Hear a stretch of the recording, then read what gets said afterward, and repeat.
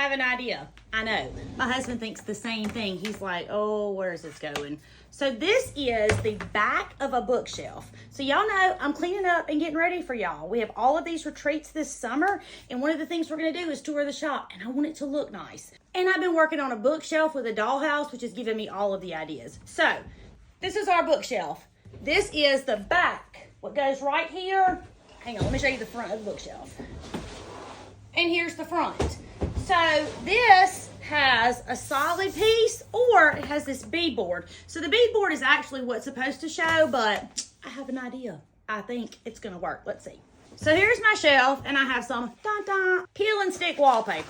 Now, if you've never used peel and stick, same. I don't know how well it's gonna stick or peel, so I'm not making any promises. I'm just telling y'all what I'm doing. I don't know how long the roll was, but I cut enough for 3 shelf backs, because that's how many shelves my bookcase is, and I have 3 backs. So I'm gonna start unrolling it just barely.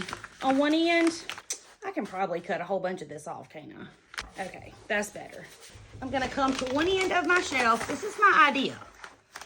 If we figure out a better way, I'll tell you that too. And I'm gonna lay it down.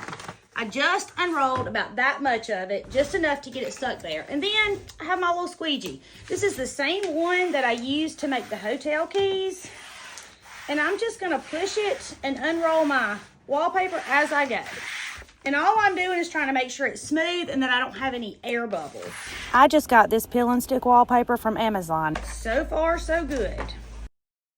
Now, I'm not worried about it sticking to my table. This is my old dining table. I would prefer for it not to pull the finish off, but it's real wood and stained, so I think it's gonna be fine. But if you have a surface you're worried it might damage, then do it on a different surface, okay? The bookshelf and the wallpaper are linked in my Amazon storefront if you're looking for them. Now, I'm gonna go down the edges just to be sure it's on there good.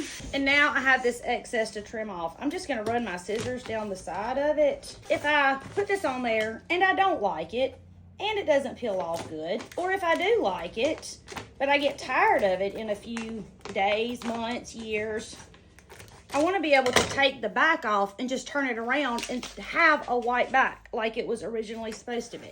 You know what I'm going to do? I have an idea.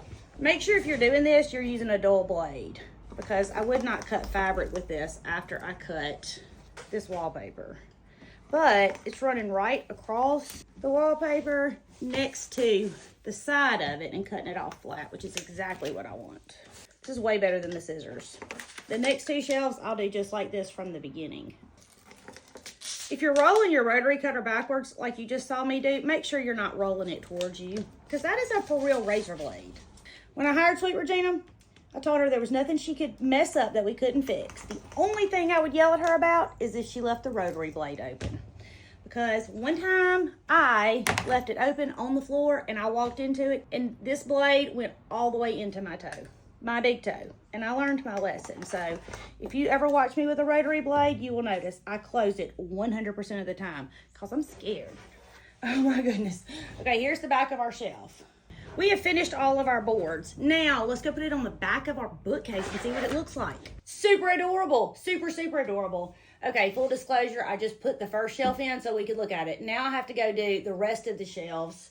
It's actually not the shelf, it's the back of the shelf. And then we'll decorate it.